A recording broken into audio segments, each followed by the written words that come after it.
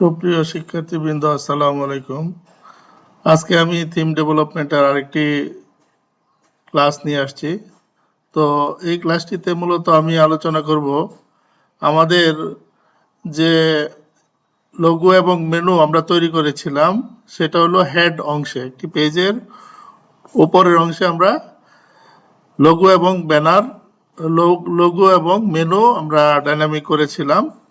আজকে আমরা তার নিচে বডি কন্টেন্ট কিভাবে দেওয়া যায় এবং পেজের ডাটাগুলা কিভাবে ওই পেজেই লোড করা যায় সেটা আমরা দেখব। তো আমরা আমরা যদি এইখানে খেয়াল করি আমাদের ড্যাশবোর্ডে, এখানে আমরা একটা পেজে যদি যাই, আমাদের পেজে আমরা যদি এডিটে যাই তাহলে দেখতে পাবো স্যাম্পল পেজে অনেক লেখা রয়েছে। এখানে একটি হেডার রয়েছে, তারপরে এইখানে একটি অনেকগুলো প্যারাগ্রাফ রয়েছে। তো এইগুলো যদি আমরা আমাদের ওয়েবসাইটে দেখতে চাই, সে আমরা যদি এইভাবে যে ভিউ করি, ভিউ করার সাথে সাথে আমাদের পেজটা এখানে আসার কথা, কিন্তু এখানে দেখা যাচ্ছে আমরা কিছুই দেখতে পাচ্ছি না। এখানে জাস্ট আমরা যেটা এর আগে তৈরি করেছিলাম মেনুটা, সেটা শুধু দেখা যাচ্ছে, আর এই পাশে লোগোটা দেখা যাচ্ছে। তার মানে আমাদের এখনো ওই পেজের কাজটা করা হয় নাই। তো এই পেজের কাজটা আমরা কোথায় করব? এই পেজের কাজটা করব আমরা আমাদের থিমের মধ্যে। তো আমরা পিএস কোডে গিয়ে আমরা আমাদের থিমে চলে যাই। তো আমাদের যে ওয়েবসাইটটি, তার নাম ছিল আনজাম ল্যাবস। তার মধ্যে যে ফোল্ডারগুলো রয়েছিল, CSS folder, image folder, JS folder, আর পাশাপাশি আমরা দুটো তিনটি ফাইল নিয়ে মূলত এ যাবৎ কাজ করেছি। তার মধ্যে প্রথম যে ফাইলটি সেটি হলো index.php, তারপরে functions.php, আরেকটা হলো design.css। এই তিনটা ফাইলে বেশি কাজ করেছি আমরা। তো আজকে আমরা কাজ করব হলো index.php ফাইলে। তো index.php ফাইলে আমরা যদি খেয়াল করি তাহলে দেখতে পাবো যে এখানে আমাদের জাস্ট হেডার নামে একটা সেকশন নেওয়া হয়েছে। বাকি ফুটারের যে বাকি অংশগুলো, সেগুলো এখনো যুক্ত করা হয় নাই। তো আমি এখান থেকে আমার বাকি অংশগুলো নিয়ে আসি কপি করে, এখান থেকে নিয়ে এসে আমি ওখানে যুক্ত করে দেই। তাহলে আমাদের বাকি অংশের যে আমরা এখানে বাকি অংশটা যুক্ত করে দিই। তো বাকি অংশ আমি এখানে যুক্ত করে দিলাম। দেওয়ার পরে যেটা হচ্ছে, আমরা যদি আলোচনা করি তাহলে দেখতে পাবো যে এখানে আমাদের উপরের অংশ এইটুকু ছিল উপরের অংশ। তারপরে হলো আরেকটা সেকশন নেওয়া হয়েছে যেটার টোটাল কলাম হলো 12 কলাম আমরা নিয়েছি, অর্থাৎ আমাদের যে মেইন কন্টেন্ট যেটা, সেটা আমাদের 12 কলামে হবে এবং সেটা একটা সেকশন আকারে নেওয়া হয়েছে। এবং এখানে সেই সেকশনটার একটি আইডি দেওয়া হয়েছে, সেটার নাম হলো বডি এরিয়া। তো তারপরে কন্টেইনার, তারপরে রো, তারপরে আমরা কল এমডি 12 মানে দিয়েছি। এইটুকু অংশ আমরা মুখস্থই বলা চলে, যে এই পর্যন্ত আমরা এর আগে ওইভাবেই দিয়েছি। তো যাই হোক, এখানে যেহেতু পুরো অংশটা, ওখানে তো দুইটা ভাগ করে নিয়েছিলাম, 9 আর 3, 12, আর এখানে টোটালটাই নিয়েছি 12। অর্থাৎ আমার ড্যাশবোর্ডে আমি যে পেজটা ক্রিয়েট করব, পেজের যে মূল কন্টেন্টটা, প্যারাগ্রাফটা এবং হেডারটা, সেই অংশের টোটাল অংশটাই আমার এইখানে চলে আসবে, এই কন্টেইনার অংশে চলে আসবে। এবং এখানে কন্টেইনারটাকে ডাইনামিক করে দেওয়া হয়েছে দি কন্টেন্টস। এই দি কন্টেন্টস এটা হলো একটি পিএইচপি কোড। এটা মূলত ওয়ার্ডপ্রেসের একটি কোড। এটি দিলে পরে আমার যে পেজ অথবা আমার যে পোস্টগুলা, সেই পোস্টগুলা যখন এখানে লোড হবে, তার কন্টেন্টগুলো এখানে চলে আসবে।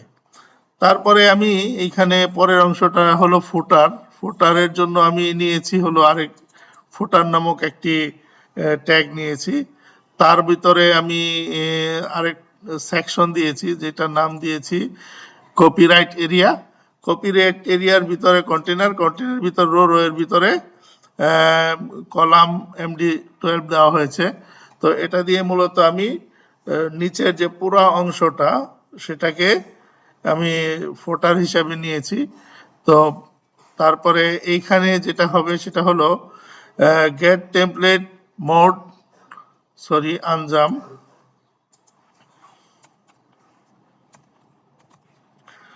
অর্থাৎ ওখান থেকে আমাদের এইখানে আমরা যে কাজটা করব সেটা হলো আমরা একটা নতুন করে একটা সেকশন তৈরি করব। এর আগে যেরকম মেনু এবং লোগোর জন্য আমরা একটা সেকশন তৈরি করেছিলাম কাস্টমাইজে গিয়ে, সেরকম একটা সেকশন তৈরি করে ওই সেকশন থেকে আমরা ডাইনামিক্যালি ডাটাগুলা আমাদের ফুটারে দিব। আমাদের একটা জিনিস মনে রাখতে হবে যে আমাদের পেজ এবং পোস্ট থেকে যে কন্টেন্টগুলো সরাসরি আসবে সেগুলো আসবে হলো এই মেইন সেকশনে, অর্থাৎ এই যে মাঝখানে হেডার এবং ফুটারের মাঝখানে যে সেকশন সেই সেকশনে আসবে। আর এখান থেকে যেগুলো আসবে সেগুলা মূলত পুরা পেজ এবং পোস্টের কোনো কন্টেন্ট আসবে না। এখানে আমরা বিভিন্ন ধরনের উইজেটের ডাটাগুলো আমরা উপস্থাপন করব। সেই জন্য আমরা এগুলোকে সেকশন আকারে দিয়েছি। যেমন এখানে আমরা দুইটা উইজেট নিয়েছি, একটি হলো মেনু উইজেট, আরেকটি হলো লোগো উইজেট। এটার জন্য আমরা ওই কাস্টমাইজে গিয়ে আমরা একটা সেকশন তৈরি করেছি, সেখান থেকে আমরা এইগুলাকে ডাইনামিক করার জন্য এইভাবে আমরা এই কমান্ডগুলো ইউজ করেছি। যেমন এখানে গেট থিম মোড আনজাম কপিরাইট সেকশন, এই সেকশন থেকে আমাদের ডাটাগুলো আসবে। তো এই মোটামুটি আমাদের এইখানকার কাজ শেষ, ডিজাইনের কাজটা শেষ হলো। তো আমরা এখন যদি আমাদের ড্যাশবোর্ডে যাই, ড্যাশবোর্ডে গেলে আমরা দেখতে পাবো আমাদের ড্যাশবোর্ডে অনেক পেজ রয়েছে। তো এই পেজগুলাকে এখন যেমন এর আগে আমি স্যাম্পল পেজ ওপেন করে দেখিয়েছি, কোনো ডাটা স্যাম্পল পেজের ওই আমাদের যে থিম পেজ রয়েছে সেখানে লোড হয় নাই বা শো করে নাই। এখন যদি আমরা এটা ভিউ করি তাহলে শো করার কথা। তো আমরা দেখতে পাচ্ছি যে আমাদের যে থিমটা রয়েছে সেখান থেকে আমাদের যে স্যাম্পল পেজটি রয়েছে, স্যাম্পল পেজ থেকে ডাটাগুলা এখানে এখন দেখাচ্ছে। তার মানে আমাদের থিমের এই অংশের কাজটুকু আমরা করতে পেরেছি। তো এখান থেকে আমরা আরেকবার আমরা থিমটাকে ওপেন করি।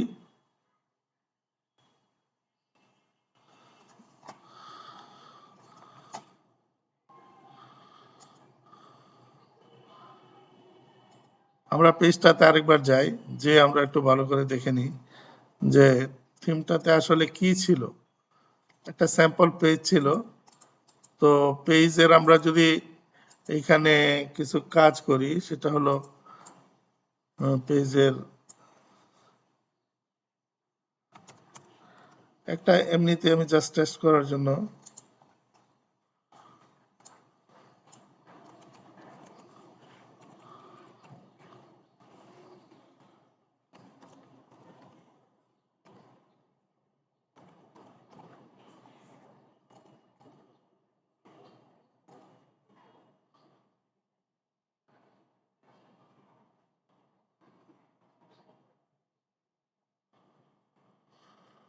এখন যদি আমি পেজটাকে ওপেন করতে চাই, হিস্টোরি পেজ,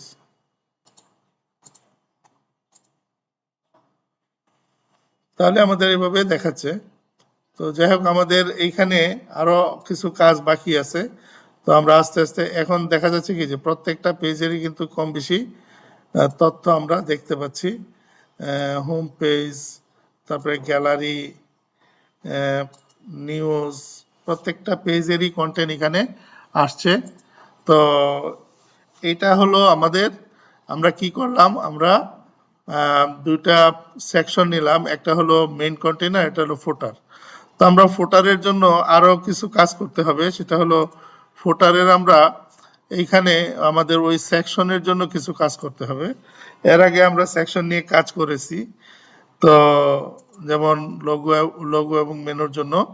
তো আমরা এখন functions.php ফাইলে যাই, যে আমরা এই জায়গায় এই অংশটুকুতে আমরা এই ফুটারের জন্য যে ফুটারের অপশনগুলা দিয়ে দিই। তো আমরা সেকশন নেওয়ার জন্য অ্যাড সেকশন, এটার নাম দিলাম যে আনজাম ফুটার অপশন। তারপরে এটার যে সেকশনের যে টাইটেলটা হবে সেটা হলো ফুটার অপশন টাইটেল, আর এটা হলো আমাদের ট্যাক্স ডোমেন। এখানে কিছু ডেসক্রিপশন দেওয়া হয়েছে, এটা আমাদের ইচ্ছা মতো দিতে পারবো। তারপরে অ্যাড করব, আমরা কি অ্যাড করব এখানে? বাই ডিফল্ট যেটা থাকবে সেটা হলো কপিরাইট 2026 আনজাম বিডি ডিবি, এটা হবে আনজাম ল্যাবস ডিবি। তারপরে আমরা এটাকে যদি কন্ট্রোল করতে চাই তাহলে আমরা ইচ্ছা করলে এইখানে গিয়ে আমরা কপিরাইট টেক্সট যেখানে লেখার যে অপশন আসবে সেখানে গিয়ে আমরা ইচ্ছে করলে আমরা আমাদের টেক্সটকে পরিবর্তন করে এই লেখাটাকে চেঞ্জ করে আমি দিতে পারবো। তার মানে আমাদের এখন ফোটার সেকশনটাও ডাইনামিক হয়ে গেল। আমাদের ইচ্ছে মতো আমরা ওই সেকশনে আমরা ওই কপিরাইট অংশটাকে দিয়ে দিতে পারবো। তাহলে আমরা একটু দেখি এটা আমাদের কিরকম হলো। আমরা একটু এটা ফোটার অংশটা কেমন দেখাচ্ছে। আমরা একটি পেজে গেলে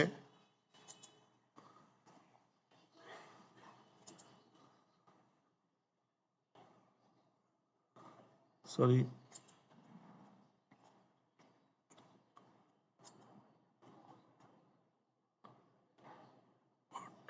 copyright section,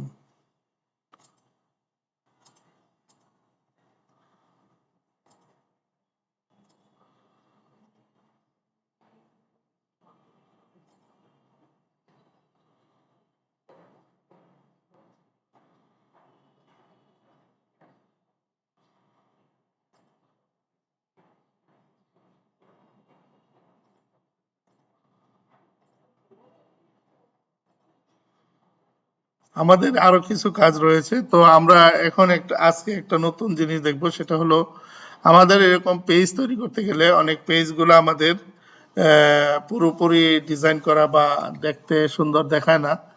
তো এরকম অনেক সমস্যা তৈরি হয় আমরা তাড়াহুড়া করে করতে গেলে। তো আমরা সেই জন্য আমাদের কাজের সুবিধার জন্য আমরা ওয়ার্ডপ্রেসের যে সাইট রয়েছে সেখান থেকে কিছু ডামি ডাটা নিয়ে আসবো। যে ডামি ডাটাগুলা এখানে পেজ এবং পোস্ট যে অংশটা রয়েছে সেখানে যুক্ত হবে। অর্থাৎ এইখানে আমাদের দেখাচ্ছে যে কয়েকটা পেজ, হ্যাঁ এখানে দেখাচ্ছে। তো আমরা এরকম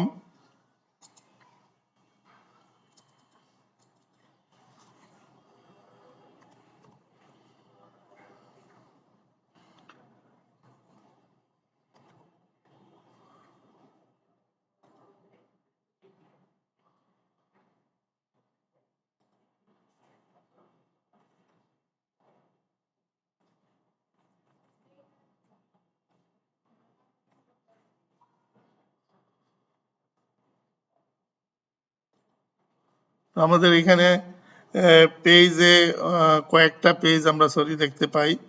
আরও আমাদের বিভিন্ন ডিজাইনের পেজ দরকার, আর পেজগুলো থাকলেও কি আমরা পেজের ভিতরে কন্টেন্ট ওইভাবে দিতে পারি নাই। পোস্ট এখানে দুটো পোস্ট রয়েছে, আরও অনেকগুলো দামি পোস্ট যেগুলো অনেক দামি এবং ডিজাইন করতে অনেক টাইম লাগে। এই ধরনের অনেক পোস্ট এবং পেজ এবং কমেন্টস আমরা ইচ্ছে করলে আমাদের এই থিমের ভিতরে আমরা নিয়ে আসতে পারি। তো সেটার জন্য আমার যেটা করতে হবে সেটা হলো আমাদের যেতে হবে গুগলে গিয়ে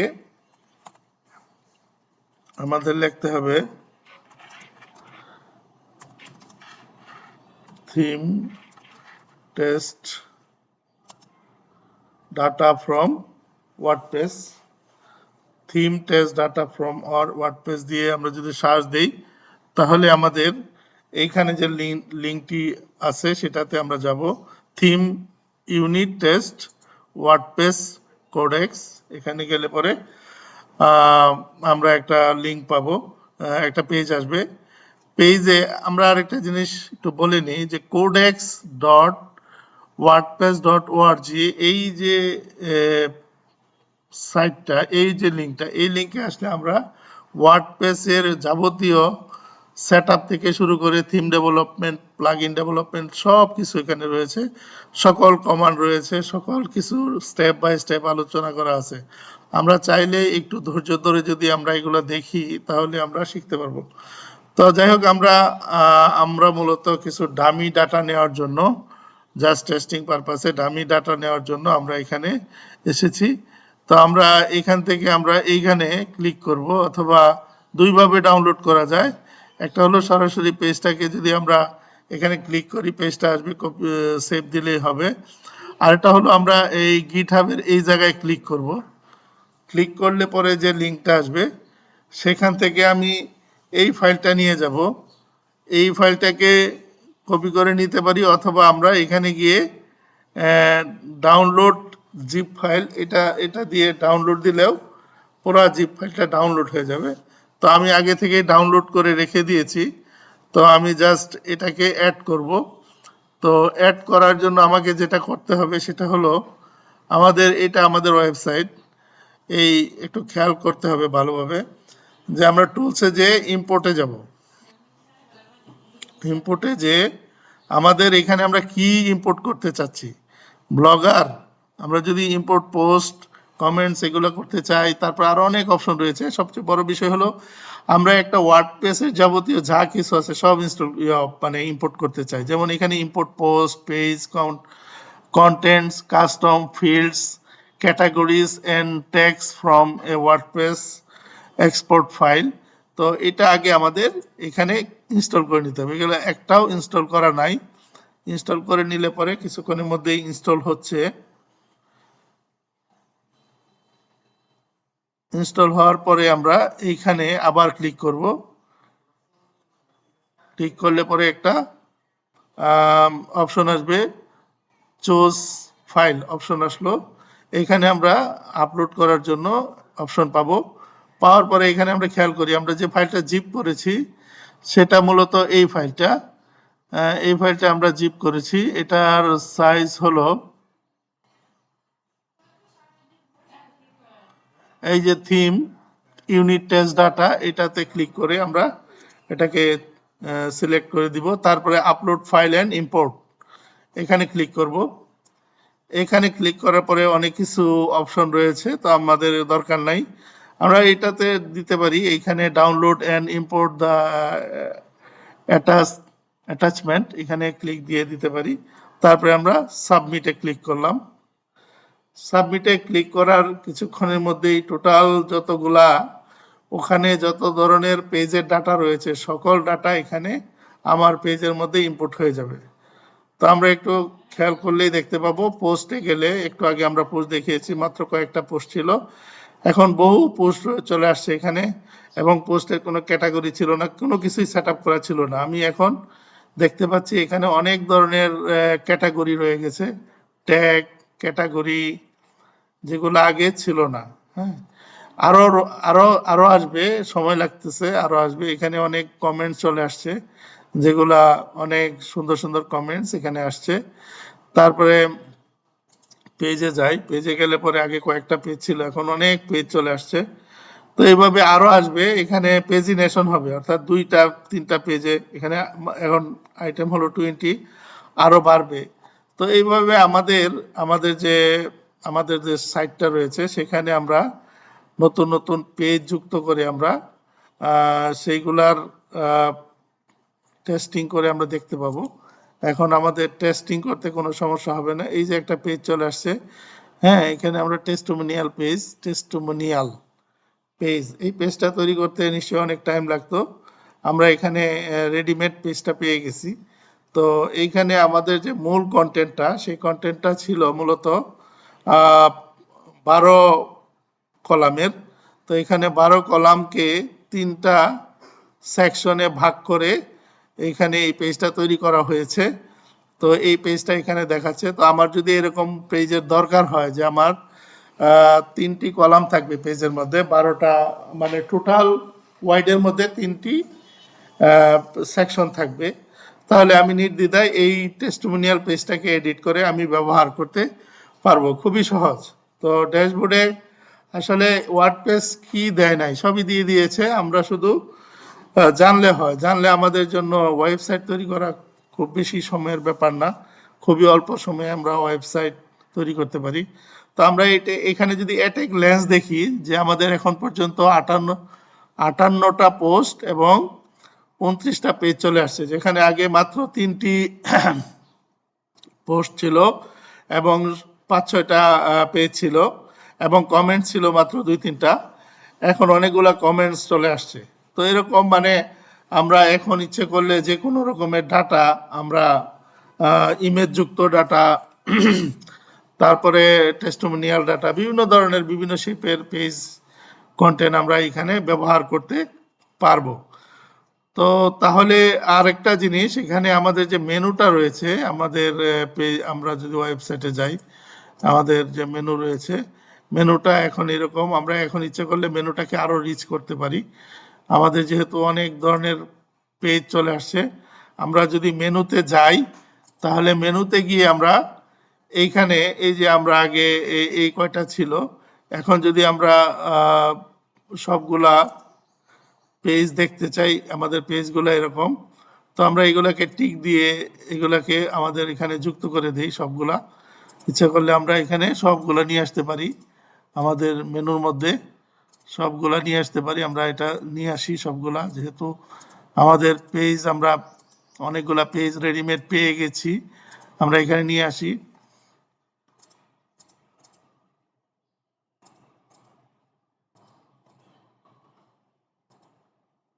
তাড়াহুড়া করে করতেছি অনেক।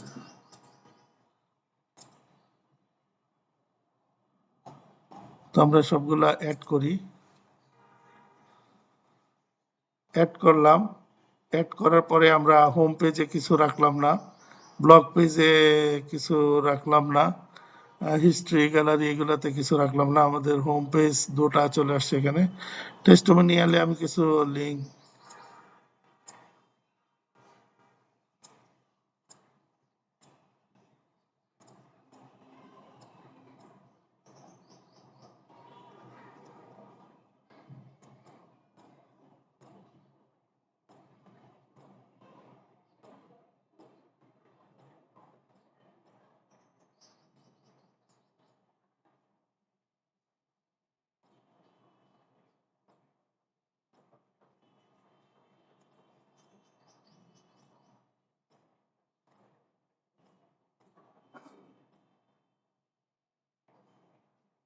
তো এই বিশাল পেজকে যদি আমরা এখন সেভ দেই, আমরা এখন বিশাল এক মেনু পেয়ে গেলাম। মেনু বিশাল বড় মেনু হয়ে গেছে। এই মেনু এই পর্যন্ত চলে আসছে। তো বিশাল বড় মেনু আমরা পেয়ে গেছি। আমাদের আসলে মেনুটা পরে আমাদের এখানে দেখা যাচ্ছে কি যে আমরা 1 2 3 4 5 6 7 8 9 10 10টা মেন মেনু আমরা এখানে ইচ্ছে করলে দিতে পারবো। তো এখানে যেহেতু মেনু অনেকগুলো হয়ে গেছে, এই জন্য এটা পরের লাইনে চলে আসছে। তো আমাদের এখানে এইভাবে হিসাব করে ইউজ করতে হবে। আমরা যখন মেনু ডিজাইন করব তখন অবশ্যই 10টা বা 9টা এখানে মূল পেজ রাখবো, বাকিগুলোকে আমরা ড্রপ ডাউন মেনুতে সাজিয়ে গুছিয়ে এভাবে রাখবো। তাহলে আমাদের আজকে এই পর্যন্ত আমরা যেটা করতে পারলাম সেটা হলো কন্টেন্টটাকে আমরা থিমের মাধ্যমে ড্যাশবোর্ড থেকে বিভিন্ন পেজ এবং পোস্ট থেকে নিয়ে এসে আমাদের ব্রাউজারে আমরা শো করতে পারলাম। তো পরবর্তীতে আমরা ফুটার নিয়ে আরো ডিটেলস আলোচনা করব, তারপরে মেনু নিয়ে আর একটু কাজ আছে সেটা করব। তো পরবর্তী ক্লাসের জন্য সবাই অপেক্ষায় থেকো। আজকে তাহলে এই পর্যন্ত, সবাই ভালো